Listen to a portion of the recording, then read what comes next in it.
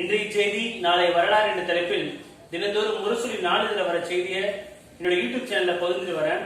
அதனை தொடர்ந்து இன்னைக்கு செவ்வாய்க்கிழமை செப்டம்பர் 1, 2020 முரசொலி நாளிதழ் என்ன செய்தி வந்திருக்குன்னு இப்ப பார்க்கலாம்.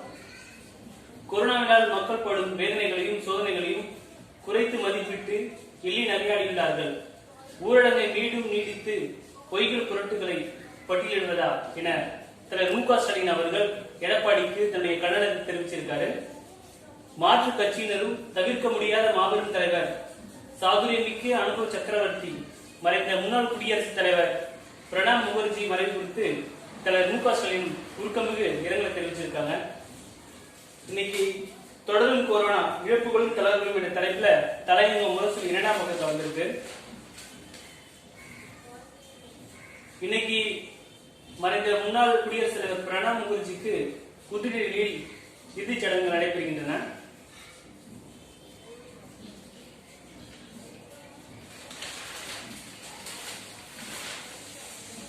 தலைவர் மு.க. ஸ்டாலின் தலைமையை ஏற்று கழகத்தில் பல்வேறு கட்சியினர் அணி அணியாய் நினைவில் தொடர்கிறது என்ற தலைப்புல நிறைய பேர் சேர்ந்ததோட போட்டோ புகைப்படம் வெளிவந்திருக்கு.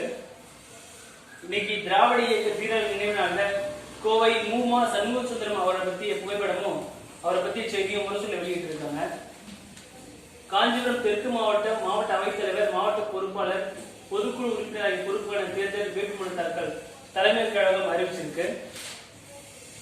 தலையாட்டி பொம்மைத்தான் சுயசார்பின் அடையாளமா தீக்கதி நாடேடு தலையங்கம் வைத்திருக்காங்க. பெண்ணிக்கு நினைவிடம் விரைவில் சீரமைக்கப்பட வேண்டும் என பேஸ்புக்ல கழகத்தில் மு.க. ஸ்டாலின் வலியுறுத்தியிருக்காரு. அதாவது லண்டன் சர்வேவில் உள்ள முல்லை பெரியார் அணையை கட்டுவதில் வரலாற்று பங்களிப்பு நல்கிய பெண்ணிக்கு நினைவு சேதமடைந்ததை தலைவர் மு.க. ஸ்டாலின் அவர்கள் மீண்டும் சரி பண்ணணும் சொல்லிட்டு வலியுறுத்தியிருக்காரு. வேலூர் மத்திய மாவட்டத்திற்கு மாவட்ட துணை செயலாளர் பொறுப்புக்கான தேர்தல் வேட்புமனு தலைமை கழகம் அறிவிச்சிருக்காங்க.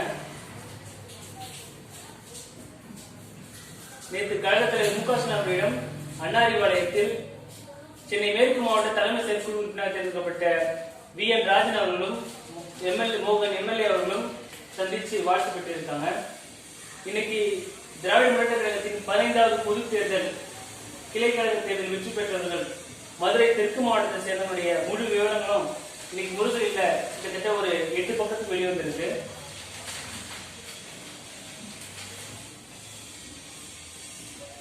நேற்று கழக தலைவர் மு.க. ஸ்டாலின் அவர்கள் பெரம்பூர் வடக்கு பகுதி வழக்கறிஞர் அமைப்பாளர் மறைந்த பாலகிருஷ்ணன் அவருடைய குடும்பத்திற்கு நிவாரண உதவியாக 1 லட்சம் ரூபாயை வழங்கினார். அப்பொழுது மாவட்ட கழக செயலாளர் மாதரம் எஸ். சுதர்சனம் எம்எல்ஏ அவர்களும் மாவட்ட வழக்கறிஞர் அமைப்பாளர் என். மது கணேஷ் அவர்களும் உடனிருந்திருக்காங்க.